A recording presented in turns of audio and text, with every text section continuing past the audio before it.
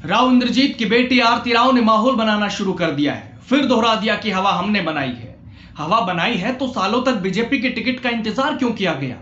खुद को अगर पार्टी से बड़ा समझते हैं तो निर्दलीय लड़ लेते, बना देते अहिरवाल दक्षिण हरियाणा में हवा, अपनी पार्टी बनाकर लड़ लेते, इंसाफ मंच से लड़ लेते, शायद इस बहाने इंसाफ मंच भी जिंदा हो जाता।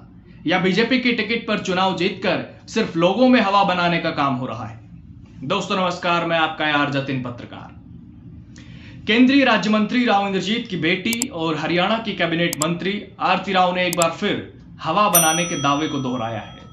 उन्होंने कहा है कि कुछ लोग 100 किलोमीटर दूर से हवा बनाने की कोशिश कर रहे थे कि उनकी सरकार बनेगी। हमने कहा था कि हवा तो हम बनाएंगे।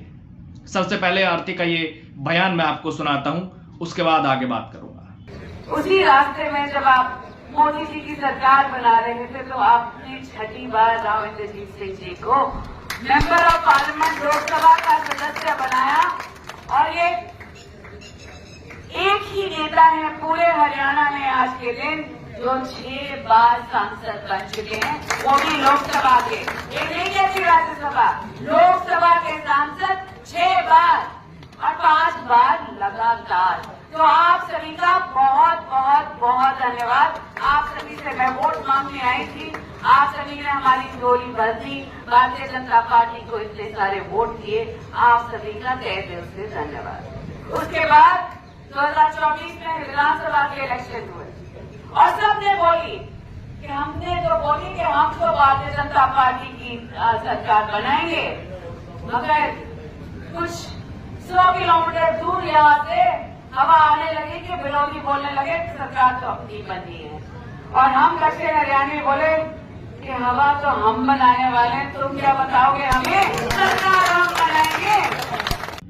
एक तो आरती का ये बयान और दूसरा हाल ही में रेवाड़ी में उन्होंने कहा था कि सरकार हमने बनाई है, किसी ने नहीं सोचा था, हमने सोचा था और हमने करके दिखाया है, इसलिए बीजेपी की तीसरी बार सरकार बनी हरियाणा में। राव परिवार की इस बयानबाजी के मायने क्या है, यह समझना भी बहुत जरूरी है। देखिए, पहली बात, फिलहाल कोई चुनाव नहीं है, जो होना था वो तो हो चुका है, लेकिन अब इस तरह की बयानबाजी से क्या दिखाया जा रहा है? दूसरा ये, हवा अगर राव परिवार ने ही बनाई है तो हवा बनाने के बाद भी आरती महज 3000 वोटों से जीती और उनकी जीत पर तो इलाके में चर्चा भी रहती है, हाईकोर्ट में याचिका तक दायर है, केस चल रहा है। और जब हवा राव परिवार ने बनाई है तो बड़े बड़े नेताओं को क्यों बुलाया गया? यूपी के सीएम योगी आदित्यनाथ की रैली कराई गई आरती के लिए।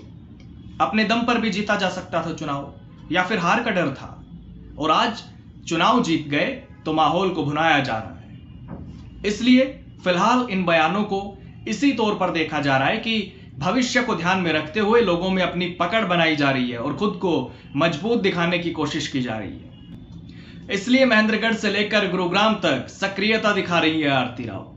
हालांकि एंटी राव माने जाने वाले बीजेपी के ही पूर्व मंत्री अभय यादव ने आरती के हवा बनाने वाले बयान पर बिना नाम लिए तंज कसा था हाल ही में, और गंभीर आरोप लगाते हुए कहा था कि अहिरवाल के 5 विधानसभा क्षेत्रों में मुख्य विपक्षी दल से मिलकर चुनाव लड़ने वाले भी पार्टी की हवा बनाने का दावा कर रहे हैं। देखिए, पटौदी में अपने बयान में आरती राव ने लोकसभा चुनाव में अपने पिता की जीत का जिक्र भी किया कि छठी बार उनकी जीत हुई है। हरियाणा में वो इकलौते हैं जो 6 बार लोकसभा के सांसद बने हैं। उन्होंने जोर देकर कहा कि राज्यसभा के नहीं, 6 बार लोकसभा के सांसद बने हैं। लेकिन सवाल यह है कि विधानसभा चुनाव में अगर हवा बनाई है राव परिवार ने, तो लोकसभा चुनाव में राव इंद्रजीत की जीत का मार्जिन इतना कम कैसे रह गया? इसलिए राव इंद्रजीत भी अपनी जीत पर ज्यादा खुश नहीं दिखे थे उस समय। और एक और बात मुझे याद आ रही है, मैं आपको बताता हूं। जैसे राव इंद्रजीत आज कह रहे हैं कि तीसरी बार सरकार बनाने में हमने योगदान दिया है, राजनीतिक ताकत का एहसास करा रहे हैं, लेकिन लोकसभा चुनाव में राव इंद्रजीत ही मोदी के नाम पर चुनाव लड़ रहे थे। सुर्खियां बनी थी ये उस समय, क्योंकि राव इंद्रजीत ने रेवाड़ी में ही उनके कार्यक्रमों में कुछ बीजेपी नेताओं या फिर यूं कहें कि विरोधियों के ना आने पर उन्होंने कहा था कि वो आए या ना आए कोई फर्क नहीं पड़ता, क्योंकि मैं प्रधानमंत्री नरेंद्र मोदी के नाम पर चुनाव लड़ रहा हूं, जबकि पूरा विपक्ष मोदी के खिलाफ चुनाव लड़ रहा है। और इसके बावजूद भी पहली बार गुरुग्राम से चुनाव लड़ने वाले कांग्रेस से टिकट मिलने के बाद ही मैदान में उतरने वाले राज बब्बर ने राव इंद्रजीत के पसीने छुड़ा दिए थे, जो रिजल्ट में नजर भी आया। गुरुग्राम में इतना कम जीत का मार्जिन कभी नहीं रहा राव इंद्रजीत का। जितना 2024 के लोकसभा इलेक्शन में रहा था। खैर आगे बात करते हैं।